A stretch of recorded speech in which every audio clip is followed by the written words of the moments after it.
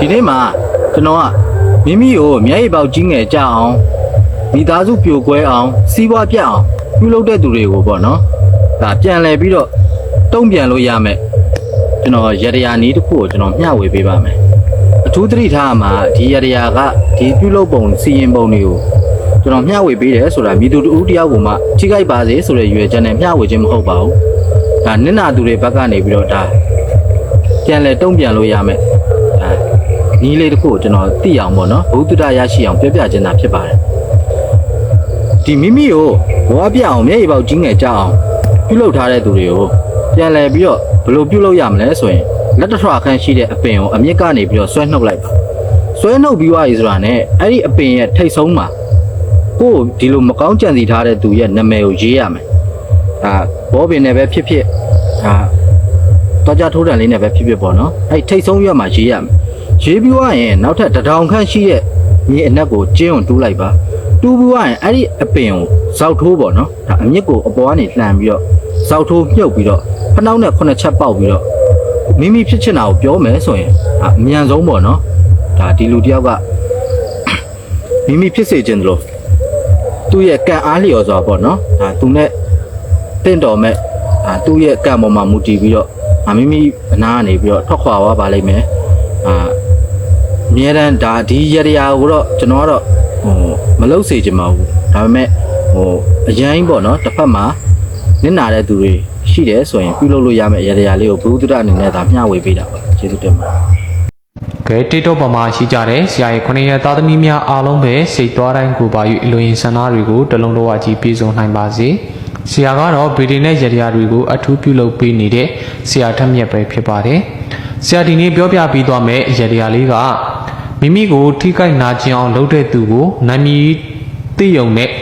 ကိုယ့်ဘက်ကနေပြီးတော့လက်တုံပြန်လို့ရတဲ့ရရလေးကိုဆရာရဲ့9ရက်သားသမီးတွေကိုမျှဝေပြီးသွားမှာဖြစ်ပါတယ်ပထမဆုံးလိုအပ်တာကကြက်သွန်အဖြူလေးတက်တက်ကကွန်းရွက်လေးတစ်ရွက်ကအက်ကလေးတစ်ချောင်းရယ်ပဲเนาะကြက်သွန်ဖြူလေးမှာကိုထိခိုက်နာကျင်အောင်လုပ်တဲ့သူရဲ့နာမည်ကိုရေးပါအက်ကလေးနဲ့ရေးပြရမယ်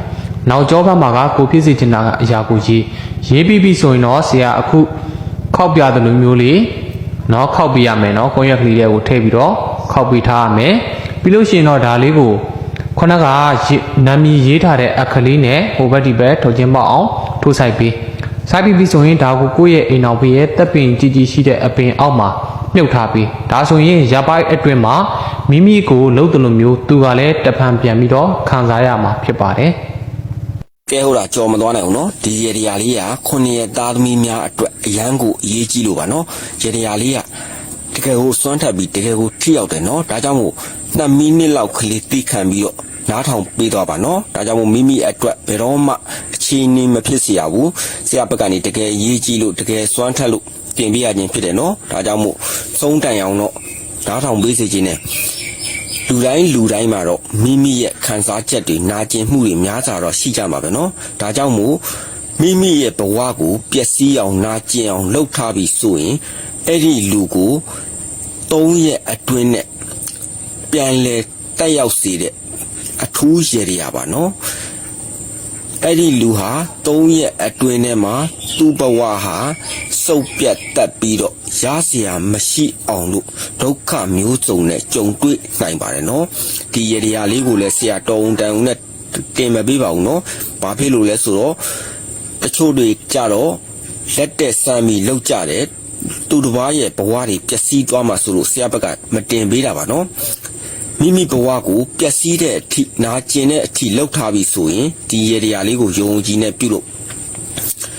ရရလေးကဘယ်လိုလုပ်ရမလဲဆိုရင်ပကံများတစ်ချက်ပေါ်မှာတန်မြာသီးနှလုံးတင်ပေးရတယ်ပြီးရင်တောက်ရီခွက်တစ်ခွက်ထဲမှာရေအနှဲငယ်ထည့်ပေးရတယ်ထည့်ပြီးသွားတဲ့အခါကျရင်မိမိဘဝကိုနာကျင်ပျက်စီးအောင်လုပ်ထားတဲ့သူကိုဒီဘက်ကတန်မြာသီးမှာသူ့ရဲ့နာမည်ကိုရေးဒီဘက်ကတန်မြာသီးမှာသူကအင်္ဂါသားဆိုအင်္ဂါတောက်ကြသမီးဆိုတောက်ကြသမီးเนาะရေးပြရတယ်တောက်ကြသမီးဆိုရေးပြရတယ်ရေးပြီးသွားတဲ့ခါကျရင်ဒီတန်မြာသီးနှလုံးကိုချမ်းပြီးတော့တောက်ရည်ကိုရေကွက်ထဲကိုညှစ်ထည့်လိုက်ညှစ်ထည့်ပြီးသွားတဲ့အခါကျရင်မိမိအိမ်ရှိတဲ့เนาะဖနှက်ချုပ်ပေါ့เนาะဖနှက်ချုပ်မှာဒီရေကိုလောင်းချပေးလိုက်เนาะမိမိနှုတ်ကနေ3 သုံးငွန်းတိတိပြောရမယ်နော်ကျွန်ုပ်ဘဝကိုနာကျင်ပျက်စီးအောင်လှုပ်ထားတဲ့သူကျွန်ုပ်လိုပဲတင်လဲပြန်ခံစားစီဆိုပြီးမိမိကနှုတ်ကနေပြောပြရမယ်နော်တန်မြာဒီ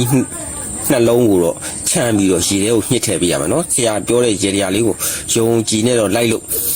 ဒီရေတရားလှုပ်ပြီးတဲ့မကြာမီအတွင်းထဲမှာပဲအဲ့ဒီလူရဲ့ဘဝဟာရစရာမရှိအောင်စုပ်ပြတ်တတ်သွားလိမ့်မယ်နော်အလောက်ကန်စီးပွားရေးရပါစအကုန်လုံးအဖက်ဖက်ကနေမပြည့်စုံသည့်ချိုးတဲ့သွားတဲ့ဘဝကိုရောက်သွားလိမ့်မယ်နော်ဆရာကတော့သူ့တပားကိုနာကျင်ပျက်စီးလို့စီလိုတဲ့စိတ်မရှိဘူးနော်